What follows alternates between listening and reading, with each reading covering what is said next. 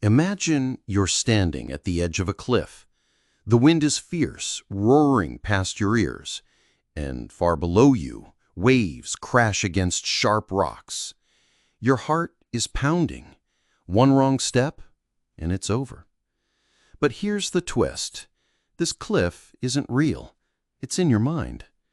Because every day, without realizing it, we stand on the edge of emotional cliffs.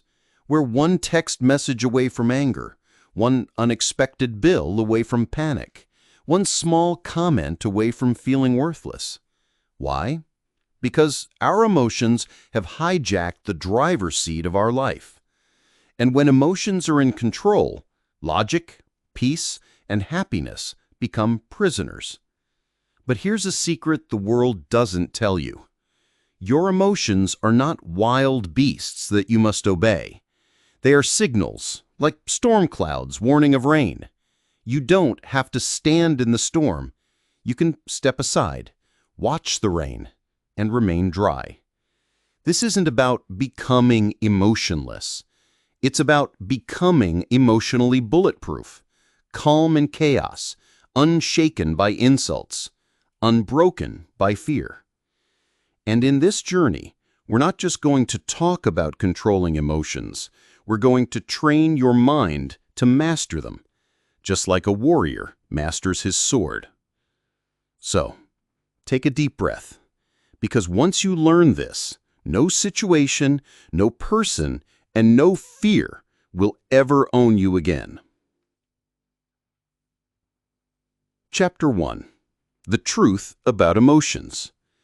We often think emotions are facts. If we feel worthless, we must be worthless. If we feel angry, we must act angry. But emotions are not reality. They are interpretations. Think of your mind as a movie director. It sees events, writes a script, and adds background music. If someone cuts you off in traffic, the director inside you decides whether to play the soundtrack of rage or calm. The problem, most of us let the director run wild without supervision. Thibaut Meurisse says the first step to controlling emotions is to recognize this gap, the space between an event and your reaction. Inside that gap lies your power. That's where emotional control is born. Chapter 2. Awareness is the first weapon. Picture a fire breaking out in your home. Would you let it burn while you panic? No. You'd notice the smoke immediately and act. In the same way, emotional awareness is noticing the smoke in your mind before the fire spreads.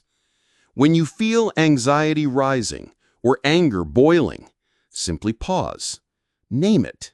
Say to yourself, "This is frustration," or "This is fear." Why does this work? Because naming an emotion separates you from it. You stop being the anger and start being the observer of anger, and the observer has control. In fact, one of the most powerful phrases you can say to yourself is, "I am not my emotions. I am the one who notices them." Chapter 3. The Emotional Hijack.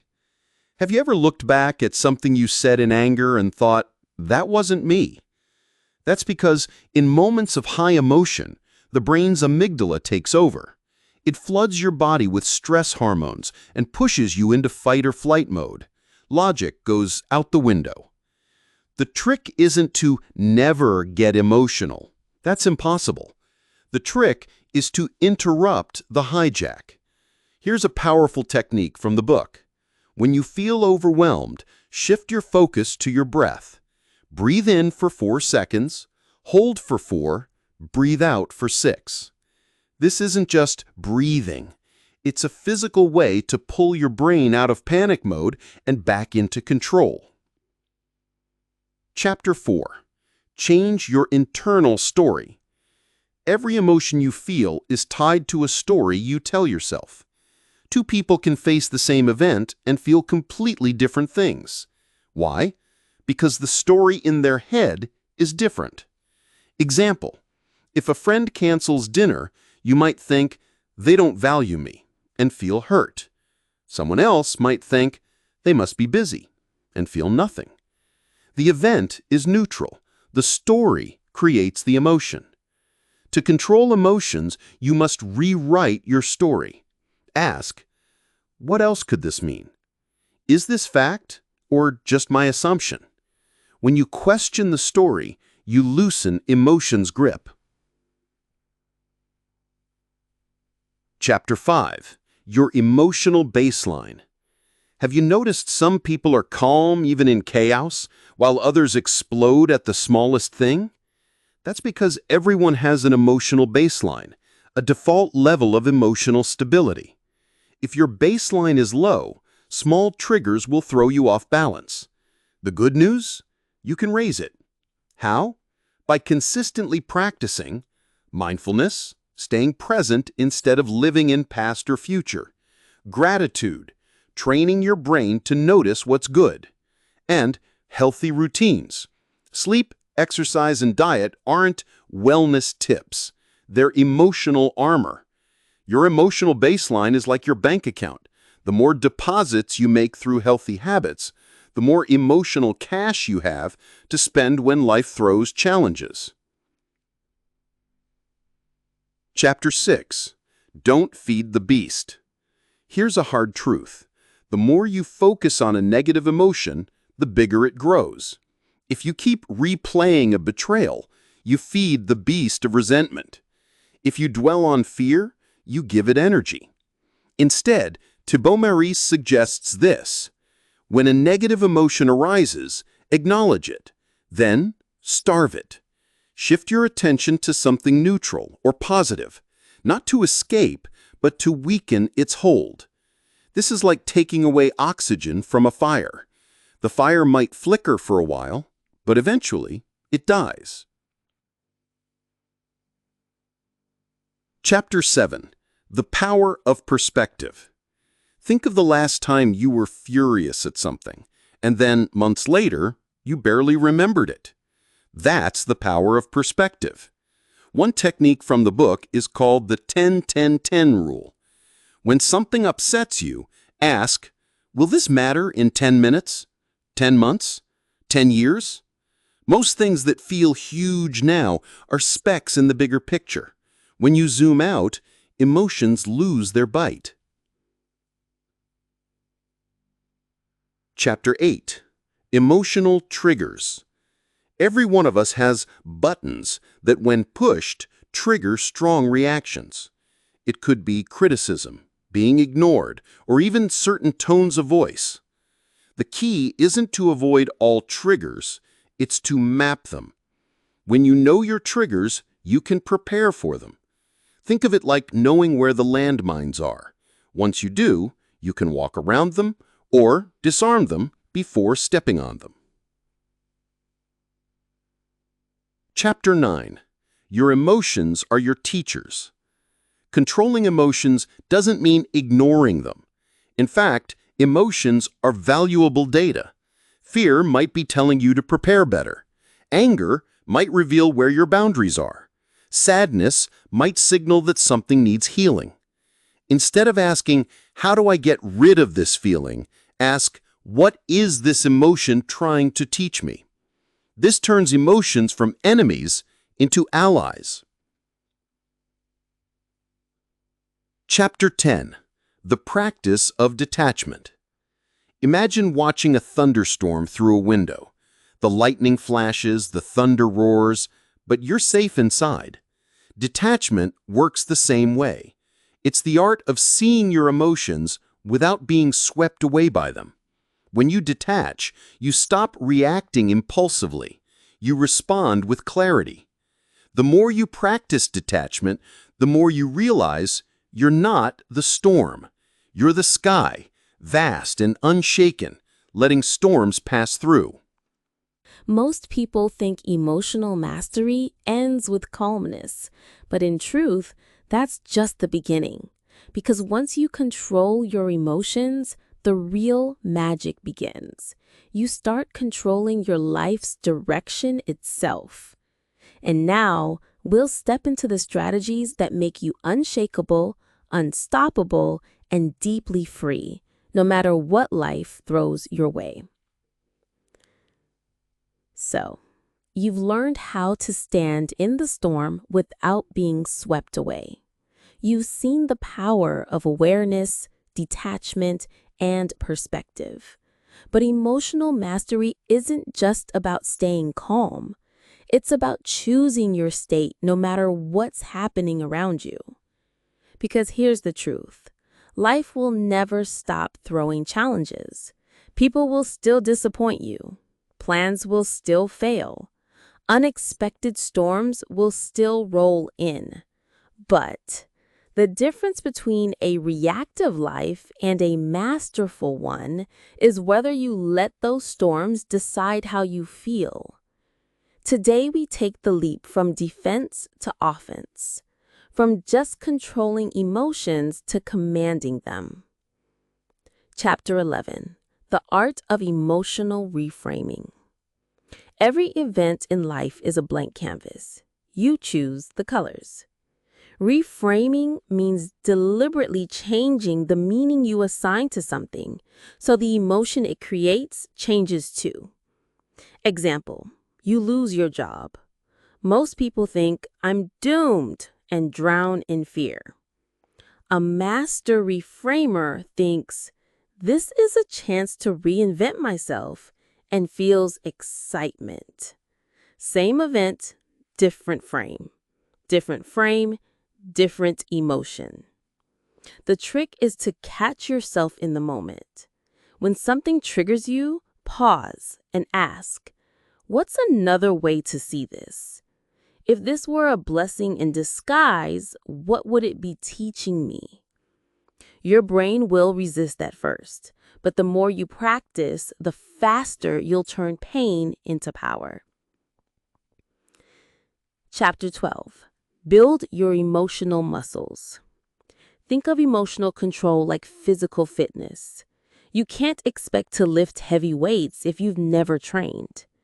Your emotional muscles grow when you voluntarily face discomfort. This means speaking up when you're nervous, taking responsibility when it's easier to blame others, sitting in silence with your thoughts instead of distracting yourself. Why does this work? Because every time you endure discomfort without panicking, you prove to yourself that you can handle more. And the stronger you get, the less power emotions have over you. Chapter 13. The Pause That Changes Everything. Thibaut Meurisse talks about the sacred pause, a tiny moment between trigger and reaction. Imagine you get an angry email. Instead of instantly firing back, you breathe, step away, and respond later. This one small habit changes the entire outcome. The pause is where logic wakes up, where wisdom has space to speak. It's where you stop being a puppet of your emotions and become the director of your response. Chapter 14. Focus determines feeling. If you stare at dark clouds, you'll feel gloom. If you look at the horizon, you'll feel hope. Your focus acts like a magnifying glass. Whatever you put it on grows in your mind. When something upsets you, ask yourself, what am I focusing on right now? What else could I focus on instead? This isn't denial, it's choice. You're not pretending the problem doesn't exist. You're simply choosing not to let it occupy your entire mental field. Chapter 15. Emotional boundaries. Sometimes controlling your emotions isn't about what you do internally. It's about what you allow externally. If you let toxic people, endless negativity, and constant chaos flood your life, even the strongest mind will drown. Emotional boundaries mean saying no without guilt, limiting time with people who drain you, protecting your mental space as fiercely as you protect your physical home. Remember, you are the gatekeeper of your emotional world. Not everyone gets a key. Chapter 16. Self-talk is self-programming. Your inner voice is the most influential voice you'll ever hear. If it constantly says, "I'm not enough," or "I can't handle this," your emotions will obey. Flip the script. Speak to yourself the way you would to someone you deeply love. Say, "I've handled worse before," or "I'm in control here. This feeling is temporary and I am bigger than it." When you feed your mind empowering language, your emotions follow the lead. Chapter 17. Anticipate the storms. A ship captain doesn't wait for a storm to panic. He checks the weather, studies the map, and prepares. You can do the same with your emotions. If you know a certain meeting, event, or conversation could trigger you, visualize it beforehand. Mentally rehearse staying calm. Picture yourself breathing slowly, speaking clearly, and staying centered. When the real moment comes, you'll feel like you've already been there, and you'll act with quiet confidence. Chapter 18. Letting go of the need to control everything. Ironically, one of the biggest reasons we lose control of our emotions is trying to control everything else.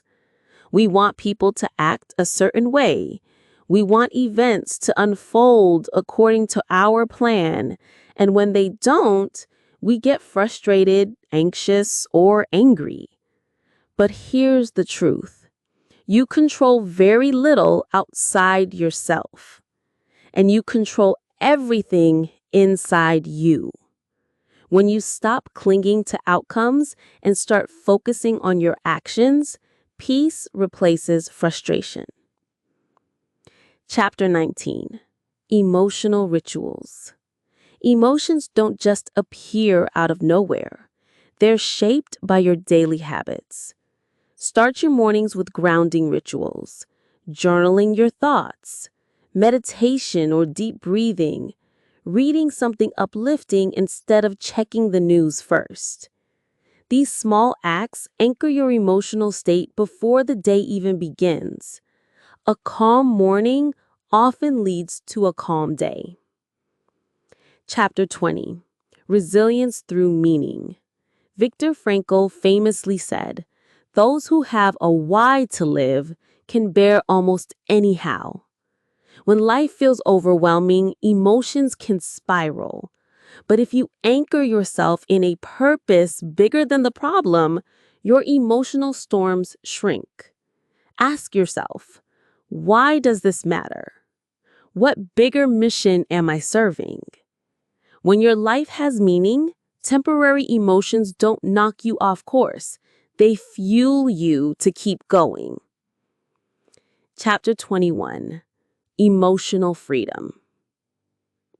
In the end, emotional control is not about suppressing feelings. It's about being free from their chains. It's the ability to feel anger without becoming destructive, to feel fear without becoming paralyzed, to feel sadness without sinking into despair. You are no longer a passenger in the vehicle of your life. You are the driver.